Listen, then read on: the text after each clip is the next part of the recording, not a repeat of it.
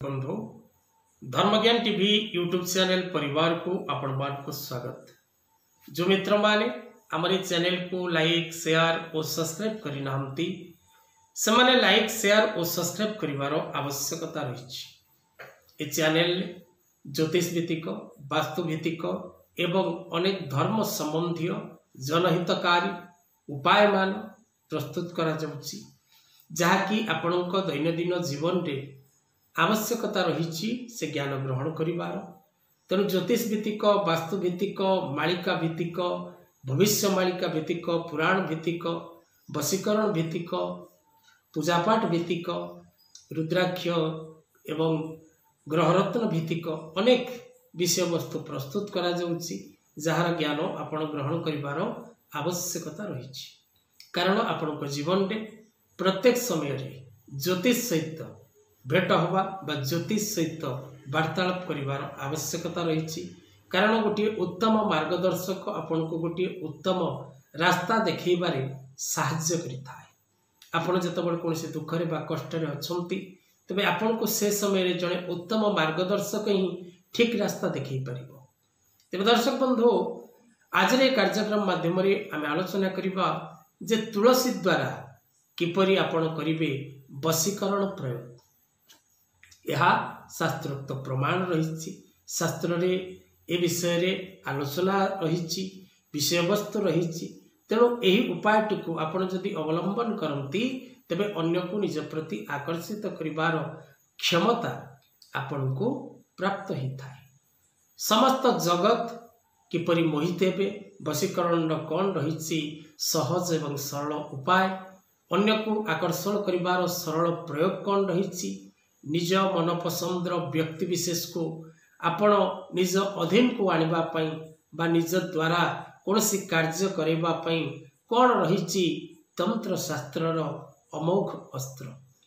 वशीकरण द्वारा विशेषकर दर्शक बंधु आपण अन्य को निज प्रति आकर्षित करिवार क्षमता लाभ करती।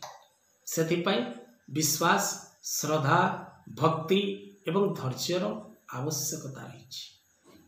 आपण को मिलिबा सफलता जदि आपण कोनोसी स्वार्थ न रखी यार प्रयोग करती।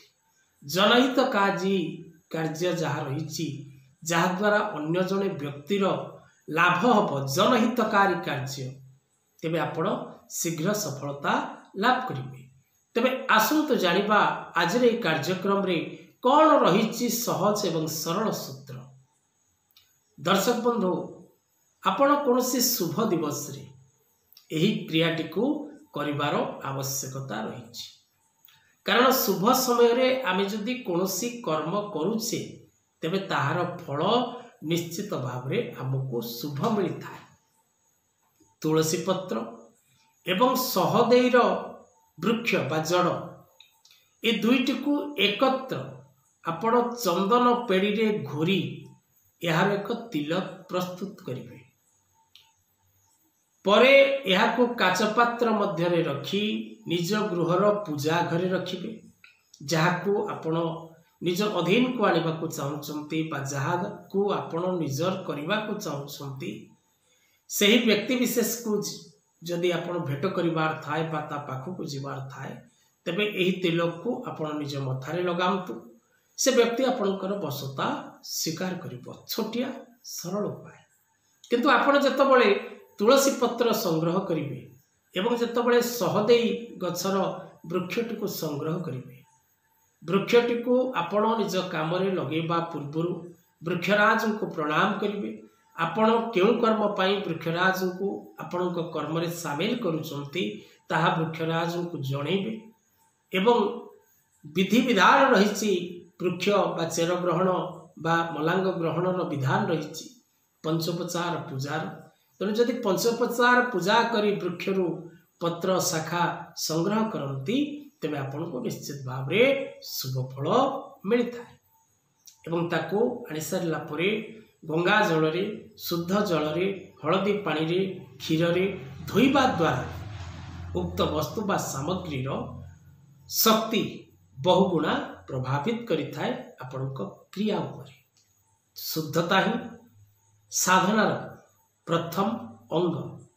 जेपर्यंत आपण शुद्धता भितर को आसी नांती से पर्यंत आपण साधना रे सिद्धि प्राप्त करबा कर्म निरर्थक होता है। तेणु प्रथम पवित्रता बा शुद्धता। तेज दर्शक बंधु आज कथा वस्तु को ये रखा। जय जगन्नाथ।